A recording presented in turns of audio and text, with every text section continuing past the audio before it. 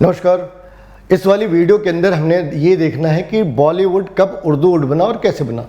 तो बॉलीवुड के जो स्टार्ट है 30s 40s के ज़माने में पृथ्वीराज कपूर या इसके जैसे कोई कलाकार शिव चालीसा, शिव वंदना या किसी वैदिक मंत्र के साथ फिल्म की स्टार्टिंग होती थी। पहली सीन ही ऐसी होती थी।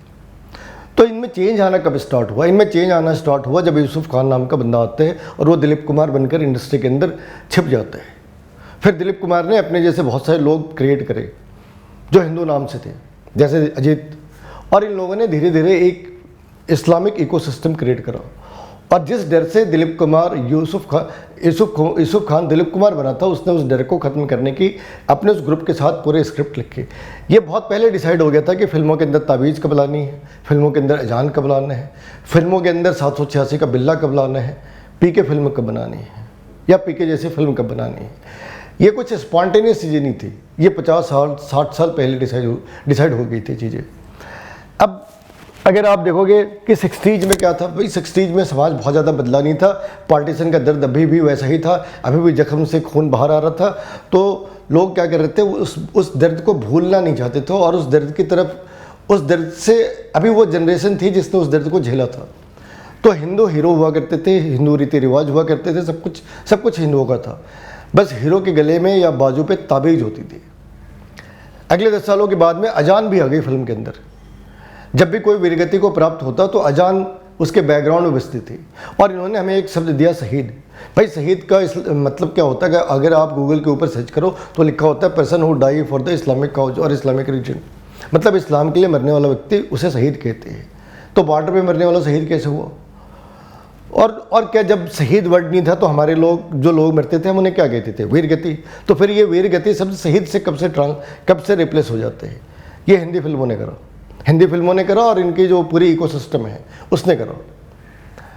फिर 80s का टाइम आता है जब हर एक हिंदू कैरेक्टर वो या तो लूटने वाला होता है या बेईमान होता है या रेपिस्ट होता है या फिर वो कुछ षड्यंत्र कर रहा होता है। और वहीं पे मुसलमान अपने रिलीजन को लेके बहुत ही डेडिकेटेड होता है। 5 टाइम की नमाज़ पढ़ता है, झूठ नहीं बोलता, चोरी नहीं करता, दारू नहीं पीता, सबकी मदद करता है। ऐसी नैरेटिव चलाएगी। पहली गेयर में इस्लाम की पहली गेयर में दिलीप कुमार ने डाली थी। फिर नौशाद और बाकी नौशाद जैसे लोग आए, उन लोगों ने क्या करा कि फिल्मों के अंदर जितने भी हिंदी गाने होते थे या हिंदी वाले वर्ड थे उनको रिप्लेस करना स्टार्ट करा उर्दू वर्ड से। और अल्लाह उल्लाह उल्लाह ये सारी चीज़ें हिंदी फिल्मों में आने लगी, अली मली। लेकिन फिल्म को चौथे गियर में डाला, इस्लाम की चौथे गियर में डाला अमिताभ बच्चन ने। कुछ लोग कहते हैं सिया है, कुछ लोग कहते हैं सुन्नी है।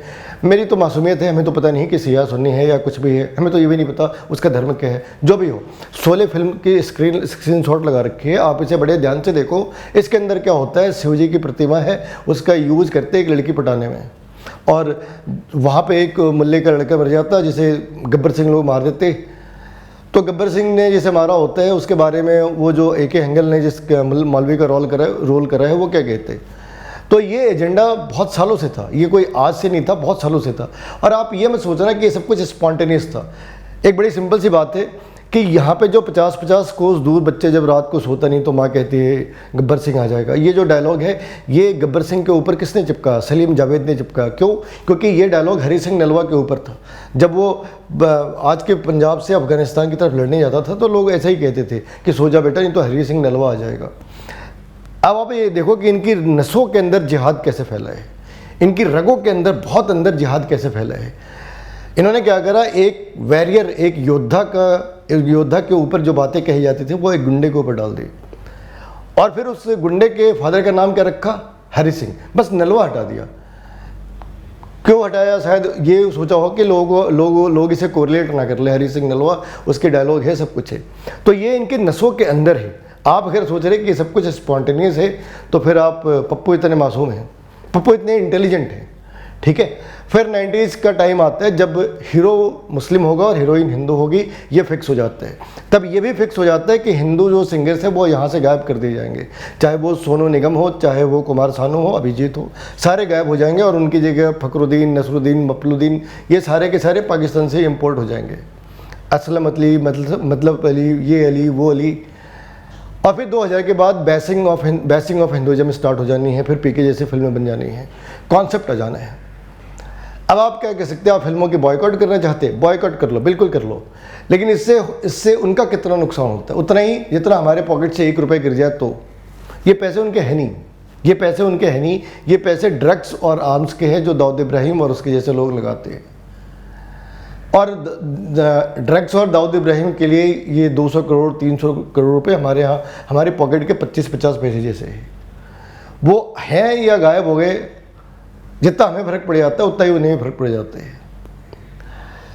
और जो इनके साथ जो इम्पॉर्टेंट सी बात है कि अगर आपको ऐसा लगता है कि 200 करोड़ की फिल्म है, 10 करोड़ रुपए उसने बॉक्स ऑफिस पे कमाया तो फिल्म फ्लॉप हो गई, तो फिर गलत है। OTT के पैसे कहाँ गए, यूट्यूब के पैसे कहाँ गए, फेसबुक के पैसे कहाँ गए, टेलीग्राम के पैसे कहाँ गए?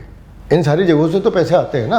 तो 200 करोड़ में ज़्यादा से ज़्यादा अगर 10 करोड़ भी उसने कमाए तब भी वो 150 करोड़ के आसपास जाके सेटल हो जाते हैं। 50 करोड़ रुपए बच गए, 50 करोड़ रुपए तो 1 पैसा 1.5 पैसे भी नहीं है इनके लिए।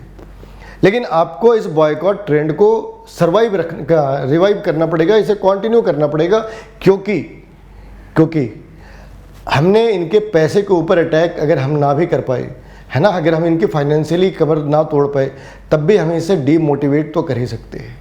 ये अपनी फिल्में बनाए, खुद ही देखे, बॉलीवुड की बनाई किसी भी फिल्म को ना देखे, सिंपल सी बात है। आप ऐसे करके आप इन्हें डीमोटिवेट कर रहे हैं, आप ऐसा करके इन्हें गरीब नहीं बना रहे। वीडियो पसंद आई हो तो लाइक और शेयर करें, सब्सक्राइब करें।